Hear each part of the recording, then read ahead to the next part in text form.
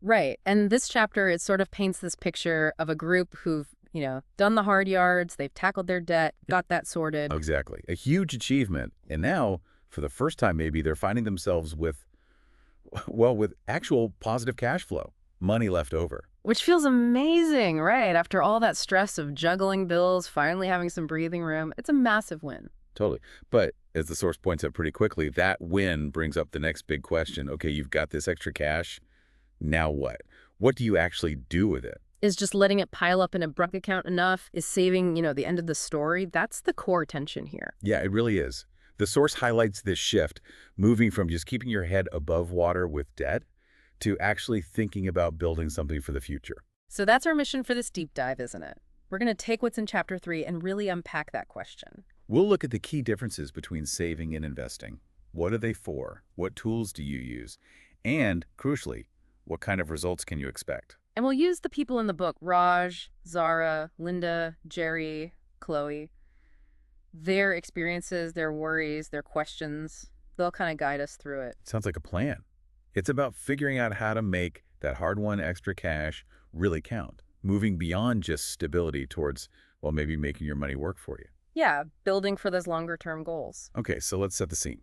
Just like the source does. It opens in this place, the Mapleview Café. This is just a few weeks after this group, friends and family, started working together on their debt. And the vibe in the cafe, completely different from how it sounds in earlier parts of the book. The stress is gone. It's described as like relaxed, optimistic. Yeah, they're not hiding from calls or just tallying up what they owe anymore. They're actually celebrating real wins, tangible stuff. You really feel that shift. Like Raj, he's apparently just beaming, showing everyone his phone with a zero balance on a credit card. Think about that feeling, paying something off completely, seeing that zero. Knowing that interest isn't just piling up day after day, it's more than just numbers, isn't it? Oh, absolutely. It's emotional, a weight lifted. And then Zara, she shares her own win, maybe smaller scale, but still important. Right, she consciously decided not to make some impulse buy and instead put that cash towards an extra payment on one of those buy now, pay later things. And that shows a real shift in thinking, doesn't it? Making active choices. The source mentions the snowball method they used, paying off small debts first to build momentum. Yeah, and you see it working.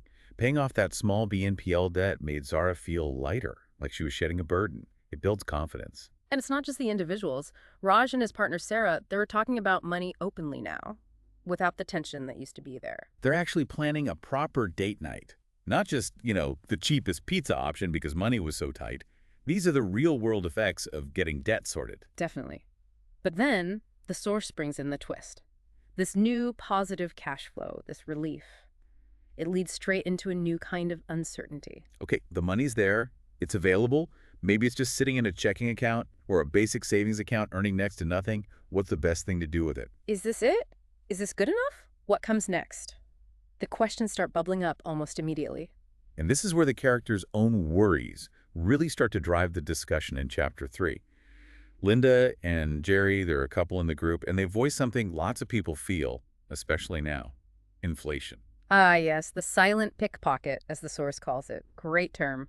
Because you don't see the money leaving your account, but its value is just eroding quietly. And their worry isn't abstract. It's based on their life in Calgary. They see it everywhere. Groceries cost more, gas prices are up generally, Linda's business supplies. Rent going up too? They feel this pickpocket dipping into their wallets constantly, making their money by less and less. Linda shares this really telling story from her own past. After her divorce, she was super diligent, saved money consistently in a quote-unquote high-interest savings account for 5 years. Did everything right, discipline-wise, saved regularly, built up a nest egg. But when she looked back over those 5 years, the actual cost of living, her rent, her supplies, just basic stuff, it had gone up so much more than the tiny bit of interest she'd earned. Her savings just didn't keep pace. The interest wasn't enough to offset how much more expensive everything else had become. She uses this powerful language. She felt like she was treading water, or worse, frantically bailing out a slow-sinking boat. That's such a good image. The number in her account was there, maybe even slightly bigger, but its power to buy things was shrinking compared to the rising costs. Her emergency fund felt less like an emergency fund each year. And Jerry backs this up, right? He connects to his pension. He says, yeah, it's indexed for inflation, but It doesn't really feel like it keeps up with the real cost of living increases he sees. So their shared experience really hammers home this point. Just saving, even diligently, even in a slightly better savings account, might not be enough to protect your money's value over time when inflation is biting. Then there's Chloe, who Zara mentions. Chloe's got the opposite reaction almost. Hmm. She's skeptical about savings accounts because, let's face it, the interest rates are often pathetic. Yeah, fair point. But her hesitation about doing anything else with the money, that comes from fear. Fear fueled by some pretty dramatic stories she's seen online. The TikTok story about someone losing their entire life savings in GameStop or something, almost overnight. And whether those stories are completely accurate or maybe missing context, they stick, don't they? They create this image of the stock market as just a wild casino. Where you can lose everything in a heartbeat. Yeah. It's a really strong deterrent, that kind of vivid negative story. Totally. And it's not just random online stuff. Raj brings up his own reason for being cautious, his colleague Dave. Right. Dave apparently chased some hot stock tip, a tech startup, the source says. Mm-hmm. And it didn't end well. Now, Raj says Dave literally avoids eye contact if that company or that stock even gets mentioned. That kind of close-to-home negative experience. It makes the risk feel very real and very personal. So the source sets up this core conflict perfectly. You've got the comfort, the security you feel from just saving money in the bank. But then you've got this nagging feeling, backed up by experience like Linda's, that you have to do something more just to keep up with costs, let alone get ahead. And running counter to that is this significant fear of investing, fueled by stories like GameStop or Dave's experience. The fear of losing what you've worked so hard to save. They've climbed the mountain of debt, they're at the summit, but now they're looking out at this new landscape of what next, and it feels intimidating, uncharted. Okay, so let's tackle the first part of that landscape, saving. The source is really clear here. Saving isn't just some boring chore you do after debt. It's fundamental. It's the bedrock. Absolutely. The number one job of saving, according to the source, it's for your short to medium term goals. Think money you'll need or might need within the next 5 years or so, not decades away. And the absolute key thing here is preserving your capital, keeping the money safe, making sure it's there, the full amount, when you need it. Accessibility is crucial too. You need to be able to get to it quickly, reliably, without worrying if its value has suddenly dropped right when you need it most. Now, the source has this kitschy title idea, Saving Sexy, which, let's be honest, might initially sound, well, a bit off. Saving often feels more like flossing or eating kale, right? Necessary, maybe, but hardly exciting. Yeah, it doesn't scream glamour, but the book argues why it's sexy, and it boils down to financial security. And that kind of security, that peace of mind, that's pretty attractive, actually. Knowing you can handle curveballs life throws at you. Like having a solid emergency fund. The source really stresses this. Your car dies. Unexpected medical bill. Lose your job. That safe cash means you're not forced into taking on high-interest debt just to survive. That's huge. Or having the money set aside for a planned big purchase. Like, you want to buy a house in 3 years and you've got the down payment saved and ready. Or that dream trip you've been planning. Exactly. The source says saving gives you the confidence to deal with uncertainty. It even gives you the freedom, potentially, to walk away from a job you hate because you've got that cushion. That ability to make choices, that feeling of control and security. Okay, yeah, I can see the sexy angle there. It's about freedom, really. Pretty much. And the tools for this. For saving, where safety and access are king. Primarily high-interest savings accounts, or ATAs, this source says. Yep. Better interest than your standard checking account, but still liquid, easy to access. Your money's safe. And maybe for very specific fixed short-term goals, like you need exactly $5,000 in 12 months for a Reno, maybe a very short-term GIC, a guaranteed investment certificate. Right, because that locks in a rate, guarantees your principal back on a specific date. Again, all about capital preservation for the near term. Okay, but this loops us right back to Linda and Jerry's worry. What if you only use these tools? What if all your money, especially money for goals way down the road, just sits in a HISA? And that's where the silent pickpocket inflation gets you. Inflation means the dollars you have today will almost certainly buy less stuff in the future. It's not the number of dollars going down in your account. No, the number might even tick up slightly with interest. It's the purchasing power of each dollar that shrinks. Let's put numbers on it, like the source implies with Linda's situation. Say your ASA earns 2%, maybe 2.5% if you're lucky. But what if inflation, the rate prices are going up, is running at 4% or 5% or even higher, like we've seen sometimes? That difference, that gap, that's where you're losing ground. If your money grows at 2% but costs go up 5%, you're effectively 3% poorer in terms of what you can buy every single year. And that's why Linda felt like she was treading water or bailing that slow sinking boat. The cost of living was rising faster than her savings were growing. Her savings number looked okay, but its real value was slipping away relative to everything else. And think about Chloe, who the source says keeps all her cash in a basic checking account. That's even worse, usually. Because checking accounts often pay virtually zero interest, maybe 0.1%, if that. The source's analogy for that is pretty stark, like leaving her money out in a Calgary hailstorm with no umbrella. Ouch. The money itself is safe, it won't disappear from the account. But it's earning nothing, basically. While inflation is just pelting down, eroding its value constantly, it's losing its future buying power day by day. So the takeaway on saving is clear. It's absolutely vital. It's your financial life jacket.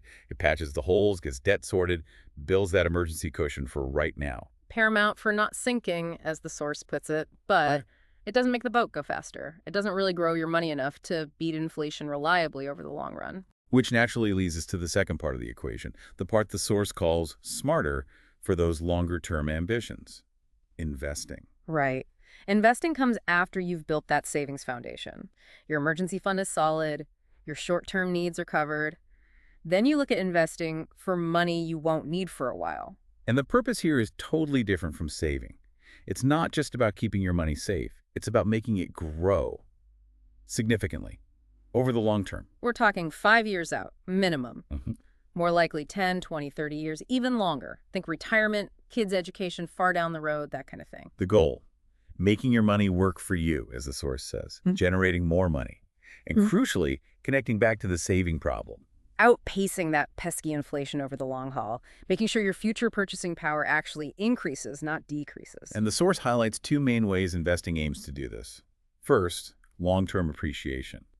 The thing you invest in, like a share in a company, hopefully becomes more valuable over time. And second, this is the big one. This is where the source says the magic really happens. Compounding. Ah, compounding. Riley mentioned he understood it from the book as simply interest on your interest. That's the basic idea, yeah. But the source uses this fantastic analogy. It says compounding is like your money-making babies, and then those babies grow up and make their own babies, and pretty soon you've got a whole financial family tree working for you. Okay, that paints a picture.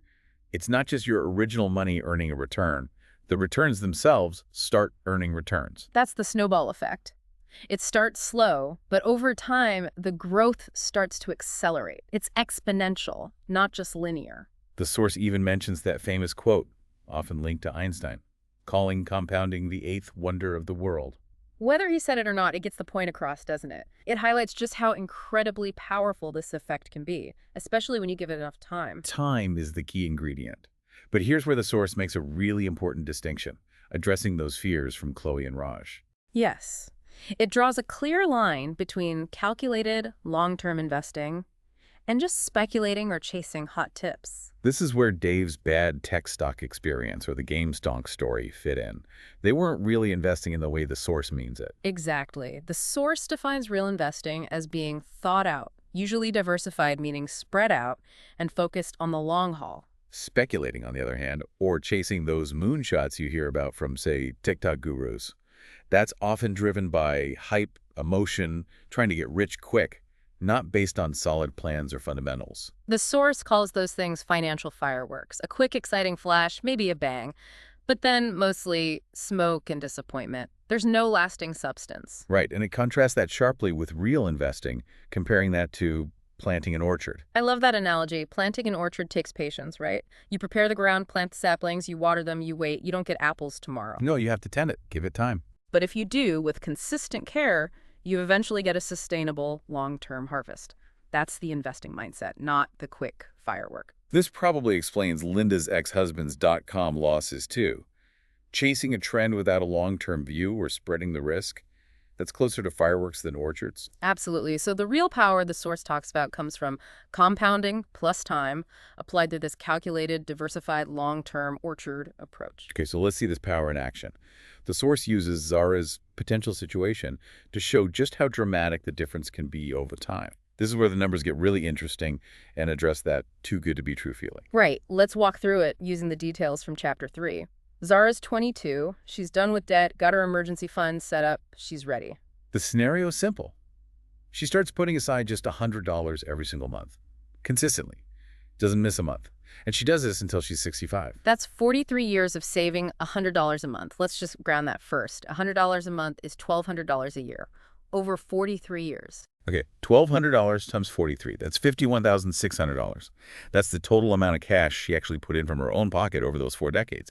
$51,600. Got it. Now let's look at the different outcomes based on where that money goes, using the examples from the source. First up, she takes Linda's initial path, puts the $100 a month into a HISA earning, say, 2% per year for all 43 years. Okay, 2% for 43 years on $100 a month contributions. What does that $51,600 turn into? By age 65, the source says it would grow to roughly $79,700. So she earned about $28,100 in interest over 43 years. Okay, it's more than she put in, but $28K over 43 years doesn't sound like it's going to beat inflation by much, does it? Confirms Linda's treading water feeling. Pretty much. Okay, scenario 2 from the source. She invests it, but conservatively, maybe a diversified portfolio that leans towards bonds, aiming for an average return of, say, 5% per year over that long period. Same $100 a month, same $51,600 total put in, but earning 5% average. What happens? Now that $51,600 grows to around $171,400 by age 65. Wow, okay, that's a jump. The interest in growth earned is now over $119,000. Much better than the ISA. You can see the impact of a higher return rate starting to kick in. Definitely. Now, scenario 3, stepping up the growth potential and the implied risk. She invests in a broad basket of Canadian stocks, maybe like an index fund tracking the TSX.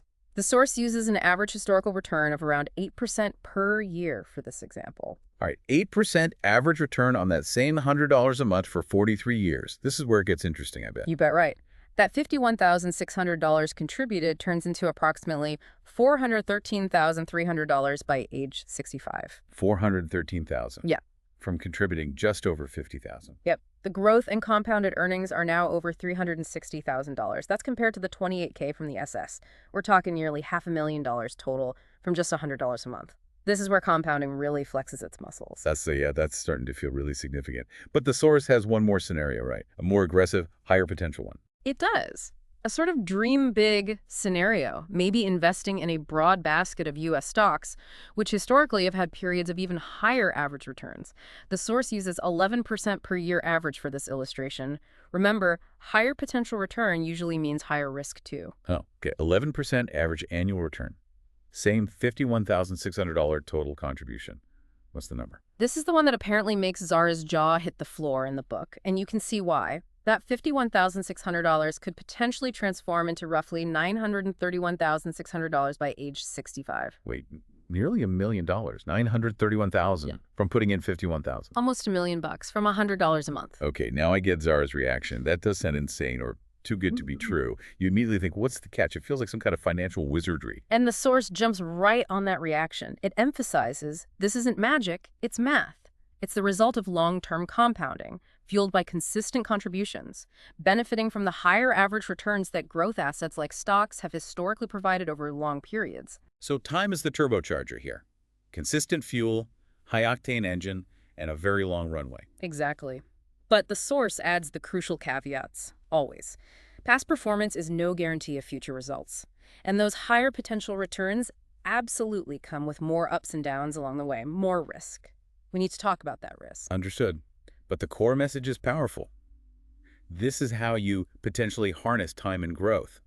It's not about finding the next game stock to get rich quick. It's about getting richer slowly and consistently, letting compounding work its magic over decades. To make that growth rate more tangible, the source brings in a really useful little tool, a mental shortcut, the rule of 72. Ah, the rule of 72. Good one. Simple concept. Take a number 72 divided by your interest rate or expected rate of return. And the answer gives you a rough estimate of how many years it takes for your money to double at that rate. Let's try with Zara's examples. Mm-hmm. The 2% ISA rate, 72 divided by 2 equals 36. It would take about 36 years for her money to double at 2%. So over her 43-year time frame, her money might double just once, maybe a bit more towards the end with the compounding kicking in. Explains the slow growth. Right. Now, the 8% average return from the Canadian stock example, 72 divided by 8. That's 9. Her money could potentially double roughly every 9 years. Huge difference. Over 43 years, if it doubles every 9 years, that's like 4 or 5 doubling periods. If you start with $50 and double it 5 times, you see how the numbers get big fast. Okay. And the 11% U.S. equity example, 72 divided by 11 is? Around 6.5, so potentially doubling roughly every 6.5 years. Wow. Over 43 years, that's doubling, 6 or 7 times? No wonder the final number was close to $1 million. It just vividly shows how much faster wealth can build at higher rates of return. This, the source stresses, is how you beat inflation and save for retirement over the long haul. Really puts that contrast in focus. Yeah. Inflation, the pickpocket, taking value away. While compounding, given time and a decent return, is like a wealth-generating machine, building value exponentially. One shrinks your future, the other can potentially multiply it. Okay, those Zara numbers are mind-blowing, seriously motivating. But it brings us straight back to the catch, the risk. The fear, voiced by Chloe, Raj, Linda. Seeing numbers go up is great, but hearing about losses, seeing markets plunge, that makes investing feel terrifying. Like Linda's casino worry, it's a totally valid concern. Especially if you've had negative experiences or seen others get burned. How do you handle that fear? This is where the source talks about understanding and managing risk, starting with your risk tolerance. How did the source define that? Pretty simply, actually. It's about how much turbulence you can stomach on your investment journey. Like on a flight. Yeah. Some people are fine with bumps, others feel sick. So can you handle seeing your investment value drop, maybe significantly in the short term, knowing it might recover? Or does that volatility freak you out, make you want to hit the eject button immediately? That's your tolerance level, basically. And what influences that? It's not just random. No, the source says it depends on a few things. Your overall financial situation, how much of a safety net do you have? Your investment timeline, critically. How long until you need the money? Past experiences definitely play a role, like Linda being cautious after her divorce and seeing her ex lose money, or Chloe with the TikTok story. Absolutely. And just your personality, too. Some people are just naturally more comfortable with uncertainty than others. The source really highlights the timeline connection, doesn't it? How long you have to invest makes a huge difference to the risk you can take. Yeah, someone young like Zara, 22 years old, with 40-plus years until retirement. She's a massive time horizon. If the market tanks next year, it stings. But she has decades for it to recover and keep compounding before she needs to touch that money. So she can generally afford to take on more risk, maybe invest more heavily in stocks, which are bumpier short-term but offer higher potential long-term growth. Exactly. Whereas someone like Jerry, closer to retirement or maybe already retired, he likely needs more stability. He might need to start drawing income from his investments soon. A big drop could really hurt his plans. So his portfolio would probably need to be structured differently. Less risk, maybe more bonds or other stable assets. Typically, yes. Less turbulence is needed when you're closer to your destination.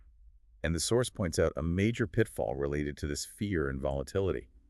Panic selling. Calls it the biggest destroyer of wealth for long-term investors. It's that emotional reaction to seeing markets drop. The analogy used is jumping off the roller coaster halfway through. Perfect analogy. Markets go up, markets go down, it's normal. But if you sell everything in a panic when prices have fallen, you do two damaging things. 1, you lock in those losses.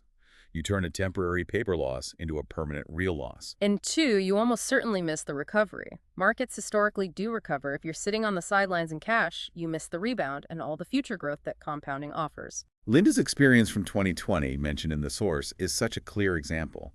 Market dropped sharply at the start of the pandemic. Understandably scary. She saw her balanced fund value drop, got fearful, and pulled her money out. But then what happened? The market staged a massive recovery relatively quickly. And because she had sold near the bottom, she missed out on all that upside. Her short-term fear cost her long-term gains. She regretted it later, the source says. It really highlights that trade-off Raj was thinking about. Yeah. Sticking only to GICs feels safe, guaranteed.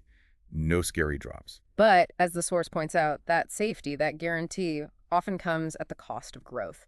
To get the kind of returns that significantly outpace inflation over decades, you generally have to accept some level of market risk, some volatility.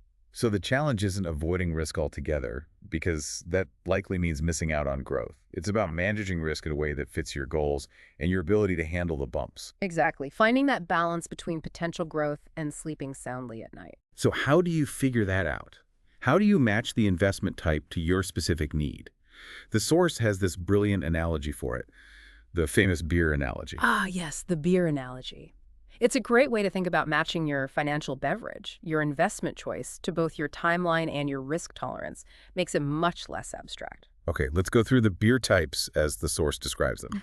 First up, the light lager, or the crisp pilsner. This is your go-to for short-term money. Stuff you need within, say, the next 3 to 5 years max. Like what?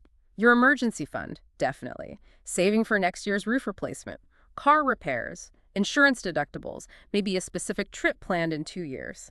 Things you know you'll need the cash for soon. And the characteristics of this beer. Safe. Reliable. Low risk. Easy to get your hands on. The source says it's not going to give you wild returns, but importantly, it's not going to give you a nasty surprise hangover. Meaning its value won't suddenly plummet right when you need to spend it. Precisely. The goal is pure capital preservation.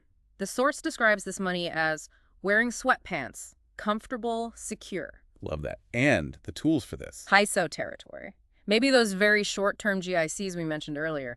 Safe, stable, liquid. Okay, moving up the scale. Medium-term goals. 5 to 10 years out. This is your craft IPA or a balanced amber ale. Right. Now you're saving for things a bit further down the road, maybe a house down payment you're aiming for in 7 years, a major renovation planned for 5 years from now. How does this beer differ from the lager? It's got more flavor and complexity, according to the source, meaning potentially better returns than just sitting in a savings account, but it also comes with a bit more bitterness. Meaning more risk, more potential for ups and downs. Exactly. You're aiming for some growth here, but still want a degree of stability. The tools often used for this time frame fall into the category of a balanced portfolio. So this is where that idea of asset allocation comes and mixing different things. Yep. A balanced portfolio typically mixes lower risk stuff like bonds with higher growth potential stuff like stocks. The goal is to get some growth from the stocks, but have the bonds provide a bit of a cushion to smooth out the ride compared to being 100% in stocks. Makes sense. Okay, now for the long haul. Goals 10 years away or more. This is the big stuff. This is your barrel-aged imperial stout, or a rich barley wine. The source even throws in fine red wine, something that needs time and patience to mature, but can be incredibly rewarding. What kind of goals fit here? Retirement planning is the classic example. Saving for your kids' university education if they're still young. Anything where you have a long time horizon. And the characteristics of this stout or fine wine. It takes time. It takes patience. Hmm. But over that time, it can develop complex flavors and deep character, meaning significant growth potential. However, it also comes with more variability, more risk, especially in the short term. So this is where you'd expect more volatility, more ups and downs along the way. Definitely. Because these strategies are usually heavily weighted towards equities, stocks, owning pieces of companies.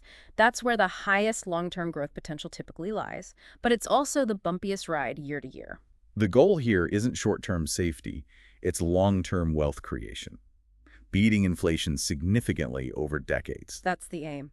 And the tools are growth-oriented portfolios, mostly stocks, but, and this is critical, the source emphasizes diversification. Right, we touched on that, the jargon buster term. What does it mean in practice for this imperial stout? It means you're not betting the farm on 1 or 2 stocks, or even just one industry. That's speculating, that's the fireworks. Diversification for long-term growth means spreading your money widely. Like the source's phrase, not putting all your avocado toast in one basket. Exactly. You invest in hundreds, maybe thousands of different companies across different sectors, maybe even in different countries, often through things like index funds or ETFs. Why is that so important? Because if one company tanks or one sector has a bad run, it doesn't wipe you out. The other parts of your diversified orchard can hopefully keep growing. It reduces the risk of catastrophic loss dramatically compared to picking individual stocks and helps you capture the overall growth of the economy over time. So the imperial stout strategy, done right, isn't about risky moonshots. It's about broad, diversified ownership for the long term. Planting that diverse orchard, not lighting fireworks. Precisely. It's harnessing the market's long-term growth potential while managing risk through diversification. Okay, so the core message of the beer analogy. Figure out your timeline for needing the money, understand your own comfort level with bumps, your risk tolerance, and then choose the financial beverage, the investment approach that fits.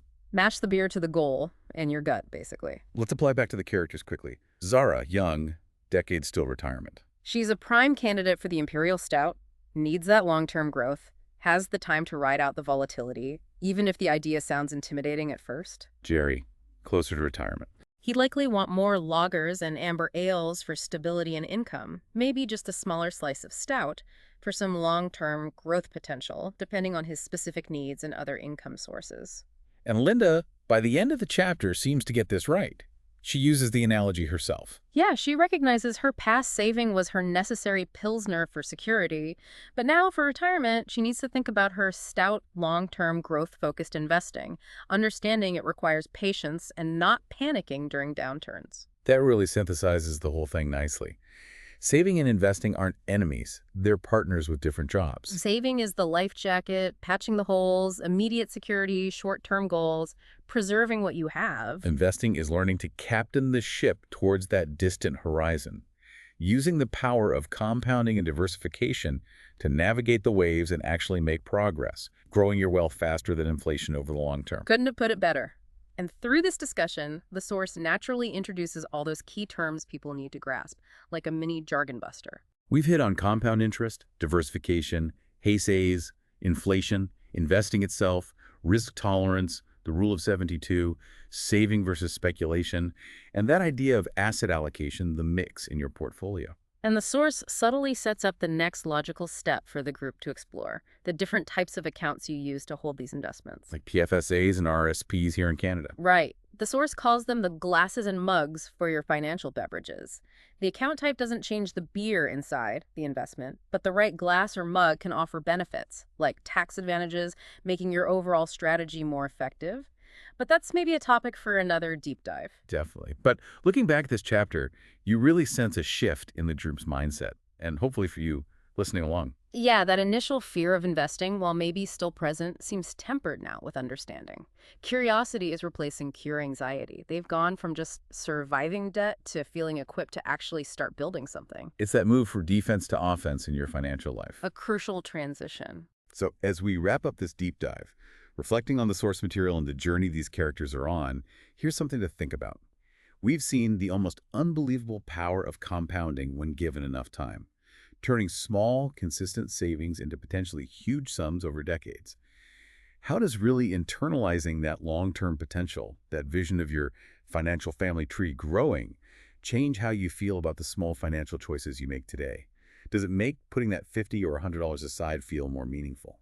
And on the flip side, knowing what you now know about risk tolerance, about the historical nature of market ups and downs and the real danger of panic selling, how does understanding your own comfort level with volatility empower you? Does it help you tune out the noise, the scary news headlines, the friend hyping a sure thing stock, and stick to a rational long-term plan that actually aligns with your goals and your timeline? Maybe think about the beer analogy for yourself. What are your different financial goals, and which beverages, which saving or investing strategies feel like the right fit for each? How can saving and investing work together for you?